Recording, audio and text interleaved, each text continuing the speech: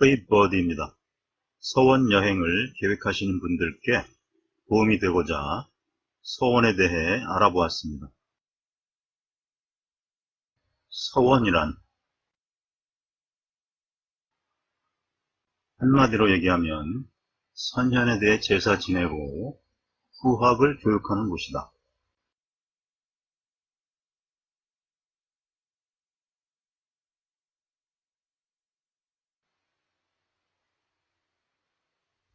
즉, 학문과 덕행을 겸비한 인물을 기리고 성리학을 가르치던 사설교육기관, 사립학교이자 향촌 자치운영 기구인 것입니다.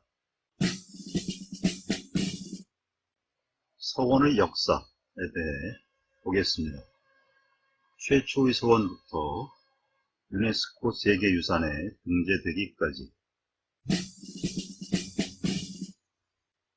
최초의 서원은 1543년 풍기군수 주세붕이 고려말 성리학을 도입한 안양의 집터에 사당을 짓고 사당 동쪽에 백운동 서원을 설립한 데서 비롯되었고, 최초의 사액서원은 후에 풍기군수로 부임한 세계 이황이 무너진 관학, 향교를 대신할 새로운 교육기관으로 백운동 서원을 주목하면서 명종에게 백운동 서원의 현액, 쉽게 말해서 간판과 서적, 토지, 노비 등을 내려준다면 유생들이 기뻐해 널리 공부할 것입니다. 라는 상소를 올리는데 왕이 이를 받아들여 소수서원이라는 친필 현판을 내림으로써 이로부터 서원이 국가공인 교육기관으로 인정받게 되었고, 소수서원은 최초의 사액서원이 되었던 것입니다. 사액서원이 생겨나면서 서원이 양반유림의 이익을 대변하는 기구로 떠올랐고, 16세기 중반에서 17세기 중반 서원 건립이 유행처럼 확산이 되어 정조 때는 안동 지역에만 21개, 사당까지 치면 전국적으로 1000여 개에 이르는 서원이 존재하게 되었는데, 사림이 집권하면서 서원이 당쟁의 본거지, 민폐의 본산이 되므로 대원군은 진실로 백성들에게 해가 되는 것이 있다면 비록 공자가 다시 살아난다 해도 난 용서치 않겠다 며 망국의 근원인 서원에 철폐령을 내리는데, 전조로서 고종 2년에 화양서원의 만동묘 철폐, 고종 5년에 이사액서원의 철폐, 고종 8년에 사액서원 중 47개만 남기고 모든 서원이 철폐되게 됩니다. 2019년 7월 아제르바이잔 바쿠에서 개최된 제43차 세계유산위원회에서 한국의 서원 9곳은 유학, 성리학 교육의 한국적 정착과 발전, 건축적 정형을 뚜렷하게 완성시킨 특별한 곳이라는 탁월한 보편적 가치, OUV, Outstanding Universal Value를 인정받아 유네스코 문화유산으로 등재되게 되었죠. 47개의 현존서원 중 유독 이 9개가 뽑힌 이유는 무엇일까? 저도 궁금했는데요. 단순합니다. 원형 보존이 잘 되어 있기 때문이고요. 전편에서 말씀드렸던 등재 기준, 문화유산 6개, 자연유산 4개 중 한국의 서원은 3번 현존하거나 이미 사라진 문화적 전통이나 문명의 독보적 또는 적어도 특출한 증거일 것을 충족하여 유네스코 문화유산에 등재될 수 있었던 것이죠. 유네스코가 인정한 OUV, 유학, 성리학 교육의 한국적 정착과 발전을 9개 서원별로 보면 안양선생의 성리학 도입부터 김장생의 실천성리학 예학까지 참고하시고요.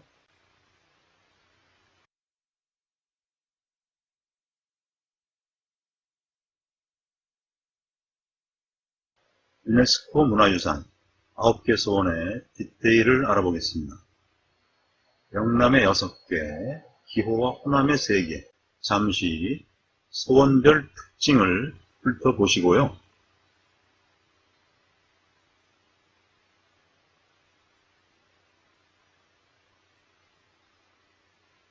먼저 이름이 어떻게 지어졌는지 보자면 소수서원, 이황의 상소에 명종이 대제학 신광안에게 이름을 짓게 한 바 소수, 이을소, 닦을수, 무너진 유학을 다시 이어 닦게 하다 해서 소수서원이 되었고요.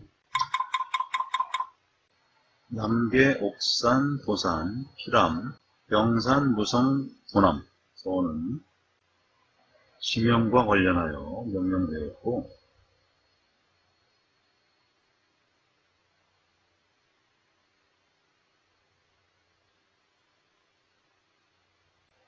도동서원은 이황이 동방도학지종이라 칭송한 김갱필을 배양하는 곳으로 동자의 도가 동쪽으로 왔다 라는 의미에서 도동이라 지었다 합니다. 서원의 건물 배치는 기본적으로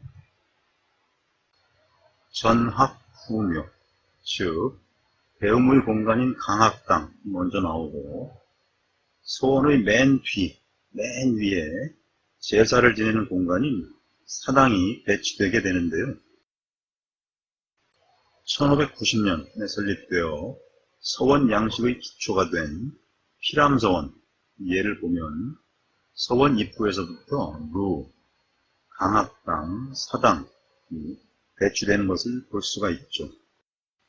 루는 서원 전면에 배치된 소통과 휴식의 공간으로서 시회를 여는 등 지식인들의 교류의 장으로서 서원과 바깥사회를 연결하고 여기서 자연의 변화를 감상하고 관찰함으로써 학문의 긴장을 풀어주는 유식의 역할을 했던 공간이라 하겠습니다. 교류와 유식의 공간이었던 루, 백미는 병산서원의 만대루인데 2일차에 가보았죠. 200명은 들어갈 넓은 공간에서 시를 읊고 풍류를 즐겼을 유생들의 모습을 떠올려 보았습니다. 만대루는 당나라 두보의 시 백제성루의 한 구절인 취병의 만대, 푸른 절벽은 오후 늦게 대할 만하다 해서 따온 이름인데 만대루, 늦은 오후에 만대루에 올라 낙동강과 병산을 바라보면 시간과 공간을 까맣게 잊게 할 만큼 사람을 취하게 한다고 합니다. 강학당, 배움의 공간이죠. 학생들이 모여서 성리학의 경전을 읽거나 강의를 듣던 장소입니다. 한자를 주목해 보시기 바랍니다. 가르칠 교, 어질인, 일륜윤, 아를정, 길도, 서원이 과거 합격을 위한 단순 지식만을 가르치던 곳이 아니라는 것을 알 수가 있죠. 병산서원 예를 보겠습니다. 강학당인 입교당 안에 원장이 기거하는 명성제, 유사, 스승들이 기거하는 경의제가 있고 그 아래 학생들의 기숙사인 동제와 서제가 있는 것을 볼 수 있죠.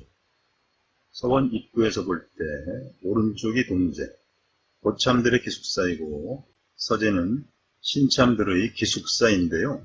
이러한 기숙사는 산간지방의 서원에만 존재하고 인가 인근에 세워진 기호와 호남의 피람서원, 우성서원, 도남서원에서는 볼 수 없는 것입니다. 사당, 서원에서 가장 중요한 제사를 지내는 공간이죠. 추향, 배향, 제향, 향사 모두 다 제사 지내다 라는 얘기고요. 추증, 추조는 뒤에 추가로 모신다. 예를 들어 병산서원에 서해 유성룡을 모신 후 뒤에 유성룡의 삼남을 추가로 모셨는데 이럴 때 쓰는 표현이라 보시면 될 것 같습니다. 그럼 사당에 누구를 모시냐? 그 지역의 선현, 그 서원에서 가르치던 스승, 예로서 도산서원의 퇴계 이황, 그리고 그 서원에서 배출한 대유학자, 이며 예외적으로 무성서원의 경우 그 고을에서 선정을 펼친 최치원, 신잠과 같은 관리를 배양하고 있으며 이들은 생전에 배향된 생사당이라는 점 또한 특이한 경우가 되겠습니다. 한자를 주목해 보시죠. 사당묘,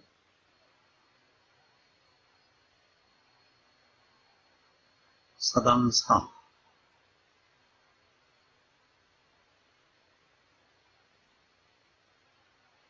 상덕, 존덕, 순례, 기타.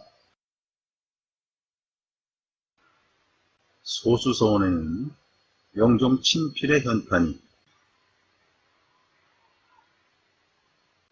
도산서원에는 한석봉이 쓴 현판이 걸려 있고요.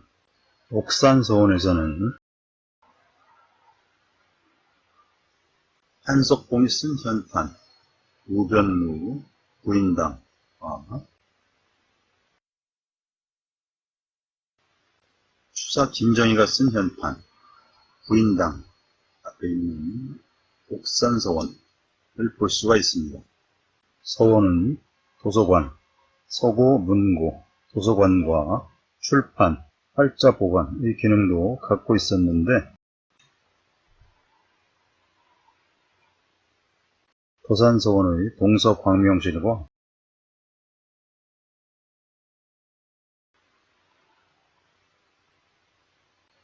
도남서원의 장판각이 이에 해당하며 피람서원에는 인종이 그린 묵죽도가 보관되어 있고 도동서원의 경우 중정단의 기단에 올라가는, 내려가는 다람쥐 모습을 볼 수 있는데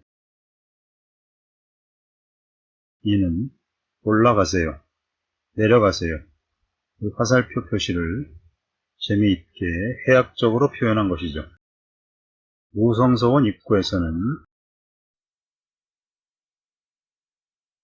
현감들의 선정비와 우성서원 관련 비석,